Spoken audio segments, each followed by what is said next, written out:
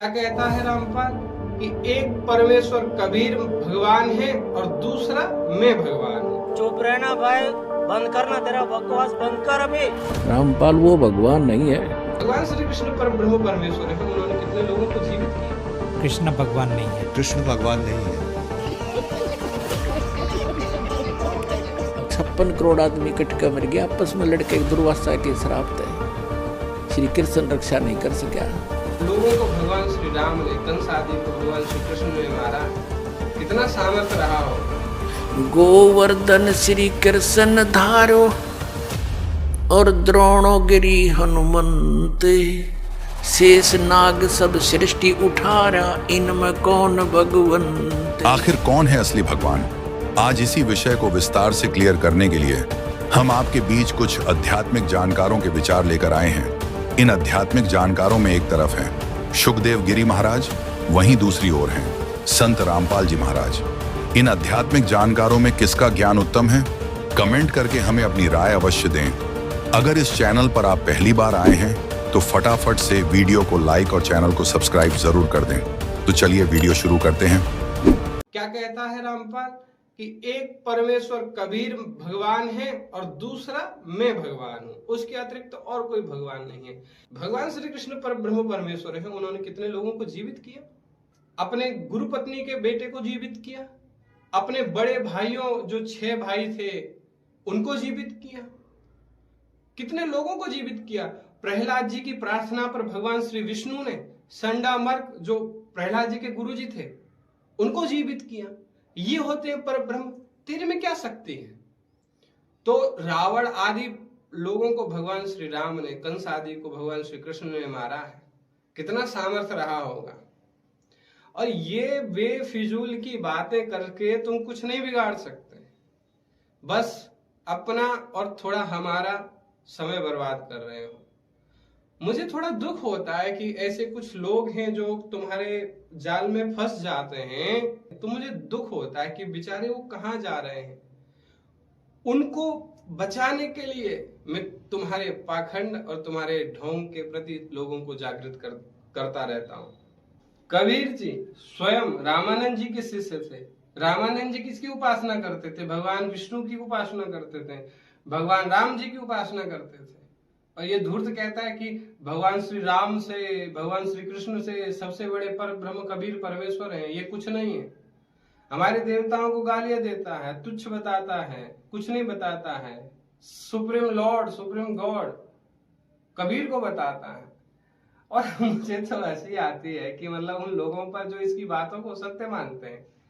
तुम बड़े दया के पात्र हो। मतलब इतना कोई बुद्धिहीन और विवेकहीन कोई कैसे हो सकता है कि ऐसी भी बुनियादी बातों पर मतलब किसी भी प्रकार से विश्वास किया ही नहीं जा सकता है, उस पर विश्वास करने में लग जाते हैं। और या तो ऐसा कुछ किया हो रामपाल ने कि जिससे भाई पता चले कि हाँ भाई पर ब्रह्म परमेश्वर है। और इसके जो चेले हैं, मैं उनसे एक विशेष बात कहना चाहता हूँ। देखो, मैं सच में बताना चाहता हूँ, मैं तुम्हारा भी हित चाहता हूँ। तुम फिजूल की बातों करने की अपेक्षा जो मैं प्रश्न करता हूं उनका उत्तर दो, अथवा तुम मेरे से पूछो, मैं तुम्हारे प्रश्नों का उत्तर दूंगा ना। तो बच्चे बताते हैं, कमेंट्स वगैरह पढ़ते कि गुरुजी ये लिखा था, उसने ये लिखा था। तो उससे कोई मतलब नहीं बनता है। कोई तथ्यात्मक बात करो, सामने आके बैठ के बात करो। मैं स्वीकार करता हूं। क्यों डरते हो भाई? आओ बात करो। और कोई भी इसमें दैवी शक्ति नहीं है। कोई भी इसके पास में ज्ञान नहीं है। साधारण भाषा का ज्ञान नहीं है, भाषा शैली का ज्ञान नहीं है। इसके चेले चपाटे बोलते हैं कि तिलक लगाने से नहीं बनते हैं महात्मा। नहीं, बिना तिलक लगाए बनते हैं। किसी भी कोई भी वेद मर्यादा इसके ऊपर लागू नहीं होती। और ना ही ये कोई भी मर्यादा को अपने चेले चपाटों को पालन करने का कहता है। कुछ भी नहीं है। आपको ये आपके धर्म से भ्रष्ट कर रहा है और फिजूल में कहीं भी ले जाकर आपका अहित कर रहा है। इसके चंगुल से, इसके जाल से बचो। और ये बहुत धूर्त निकृष्ट प्राणी है। इसमें कोई ज्ञान नहीं है, एक रत्ती भर का ज्ञान नहीं है। और जो तुमको पूछना है पूछो, मैं तुमको जिस भाषा में समझोगे उस भाषा में समझाने का सामर्थ्य रखता हूँ। मैं तुमको समझा दूं। यदि तुमने शास्त्रों का मनमाना व्याख्यान करना बंद नहीं किया और फिजूल की बातें बंद नहीं की और हमारे भगवान जो है पंचदेव हैं उनके विषय में अनर्गल प्रलाप किया, ब्रह्मा विष्णु के विषय में अनर्गल प्राप्त किया, तो हमारे साधु समाज की ओर से तुम्हारे ऊपर बहुत बड़ी कार्यवाही होगी। तुम कहीं भी मुंह दिखाने लायक नहीं रहोगे। जय श्री कृष्ण, जय श्री राम, जय श्री राम। दोस्तों, अभी आपने सुने शुकदेव गिरी महाराज के आध्यात्मिक विचार। आइए अब सुनते हैं संत रामपाल जी महाराज के आध्यात्मिक विचार। अपने आत्मा एक सीधी सी बात है, जैसे ये दास परमात्मा ने भेज दिया, तो दास वो परमात्मा नहीं है जिसकी आपको चाह है।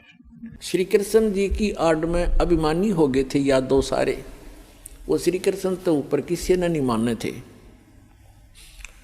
फिर भी जैसा तत्व ज्ञान की कमी से इतनी त्रुटियां सभी में आ जाती हैं, तो वो इकट्ठे होकर चले कि भी चलो दुर्वासा की परीक्षा लेते हैं, ये कैसा बहुत भविष्य की जानता है। दुर्वासा जी के पास जाकर कहने लगे कि महाराज जी, इनके बहुत दिनों के बाद विवाह के 10-20 वर्ष के बाद परमात्मा ने सुनी है और ये इसकी पत्नी है, इसको गर्भ रहा है। ये उतावले हो रहे हैं ये जानने के लिए कि इनके पुत्र होगा या पुत्री। आप तो भूत भविष्य की सारी जानते हो। दुर्वासा ने देखा अपना जानते हैं, दूरबीन लगा के, वो तो सारा फंड था। उसने श्राप दे दिया उनको कि इससे यादव कुल का नाश होगा। भागो उठाया चमटा, फिर वो करी लाल आंखें, वो बालक भाग लिए। उसके वचन से 56 करोड़ यादव आपस में लड़के मर गए, कट गए, कत्लेआम कर दिया उन्होंने। उस वचन से इतना प्रभाव हो गया उनमें, आपस में लड़ मरे। तो यहाँ क्या कहते हैं, सूक्ष्म वेद में कहा है कि दुर्वासा कोपे तहाँ समझने आई नीच, और 56 करोड़ यादव कटे, वह मची रुधिर की कीच। ओए होए, 56 करोड़ आदमी कट कर मर गया, आपस में लड़के। एक दुर्वासा के श्राप थे। श्री कृष्ण रक्षा नहीं कर सका। श्री कृष्ण जी के पोते पड़पोते स्वयं उसके बच्चे सारे मारे गए। तो यहाँ परमात्मा कबीर जी कहा करते थे अपने सूक्ष्म वेद जो गरीबदास जी को दिया, उसमें कहा है कि दुर्वासा कोपे तहाँ, बच्चा ने मजाक कर दिया, इतनी सजा दिया करते हैं। कहते हैं ये इंसान नहीं, ये नीच व्यक्ति है, तुम इनको ऋषि समझते थे। दुर्वासा कोपे तहाँ यानी कुपित हुए और समझ न आई नीच। उस दुष्ट इंसान ने इतना भी नहीं सोचा तो क्या बकवास करने जा रहा है, इससे क्या गाड़ी गल जाएगी, ये संत है, ऋषि हो तुम। संता को उसको कितना दुख झेले, बद्दुआ नहीं देते संत, ये तो काल के सांप थे। कहते हैं दुर्वासा को पे तहाँ समझने आई नीच, और 56 करोड़ यादव कटे, वहाँ मची रुधिर की कीच, गारा मच गई लहू की, रक्त की। अपना आत्माओं, आपको अब समझ में आवेगा कौन कितने पानी में। अपने आत्माओं जी, जो गुरु लोग हमें ये शिक्षा देते थे और ये कथा सुनाते थे, श्री कृष्ण जी ने गोवर्धन उठाया और फिर वो इन्हों कहते थे देवी देवताओं की पूजा करो, श्राद्ध निकालो। अरे भले आदमी हो, श्री कृष्ण जी ने तो देवताओं की पूजा छुटवाई थी, तुम दंड कर रहे हो, उनके विपरीत ज्ञान दे रहे हो, गुण गा रहे हो श्री कृष्ण के, और तुम इसको भगवान बता रहे हो। परमात्मा कहा करते थे कि केवल एक इस लीला को, इस लीला से ही तुमने उसको भगवान मान लिया, ये तुम्हारी ना समझी है, बालक बुद्धि है कि ये कंप्लीट गॉड मान लिया तुमने, गोवर्धन उठा लिया था। क्या बताते हैं परमात्मा, कहते हैं गोवर्धन श्री कृष्ण धारो और द्रोणो गिरी हनुमंत, शेष नाग सब सृष्टि उठारा, इनमें कौन भगवंत। यदि तुम एक ही इस लक्षण से, इस चमत्कार से कि श्री कृष्ण जी ने गोवर्धन उठा लिया, हनुमान जी ने तो फिर द्रोणागिरी उठाई, और आप ही लोक वेद सुनाते हो ब्राह्मण लोगों के शेष नाग के सिर पे, कहते हैं एक कूर्म है, कूर्म के ऊपर एक शेष नाग है, शेष नाग के सिर पे एक बैल है, और उसके ऊपर फिर सारी पृथ्वी रखी है। कहते तुम मानते हो कि शेष के सिर पे सारी सृष्टि है, शेष नाग के, तो यो सारे ब्रह्मांडा तुम्हारे पूरे ब्रह्मांड ने उठा रहा, समझ लो पूरी पृथ्वी उठा रहा। तो इनमें भगवान कौन सा है? श्री कृष्ण है या हनुमान जी है या शेष नाग है? तुम्हारा भगवान केवल इसी लक्षण से तुमने भगवान इसको कंप्लीट गॉड मान रखा, पूर्ण परमात्मा। फिर क्या बताया? कहते हैं समुद्र पाट लंका गयो, सीता का भरतारे, अगस्त ऋषि ने ये सातों पी लिए, इनमें कौन करता रे। ये इस चीज से ये परिचित थे नहीं गुरु लोग यहाँ के हमारे। वो ये कहा करते श्री रामचंद्र जी ने समुद्र के ऊपर पुल बना दिया। परमात्मा कहते हैं यदि तुम इसी लक्षण से इसको भगवान मान बैठे तो क्या बताते हैं कि समुद्र पाट लंका गयो, यानी समुद्र को आठ के पत्थर उसको ऊपर रख के और लंका चला गया। कौन? सीता का भरतार। और अगस्त ऋषि ने सातों पी लिए, इनमें कौन करतार? एक अगस्त नाम के ऋषि थे, उन्होंने किसी कारणवश किसी अपनी जिद के ऊपर अहंकारवश समझो वो सातों समुद्रों को एक घूंट में पी लिया था, ऐसे चुल्लू उठाकर ऐसे पी लिया था। सब समुद्र खाली हो गया था, अकेली पृथ्वी रह गई थी। अब पुण्यात्मा, अब परमात्मा कहते, फिर ऋषियों की प्रार्थना से उन्होंने फिर वापस उसको कुरला कर दिया तो भर गए थे। ये आध्यात्मिक शक्ति है, मार्ग है, इसमें आप विज्ञान को ना अड़ाना। विज्ञान तो बालकों का खेल है। ये जहाज बना लिए, इससे मांडी पाए, ये कंप्यूटर बना लिए हैं, परमाणु बम बना लिए, और 2 साल वर्षा ना करे भगवान, ये दरे दराए रह जाता रही साइंस किधर ढूंढे नहीं पाओ। जर लगे खड़े खड़े इन जहाजों के ऊपर कुछ बैठनिया नहीं पाओ।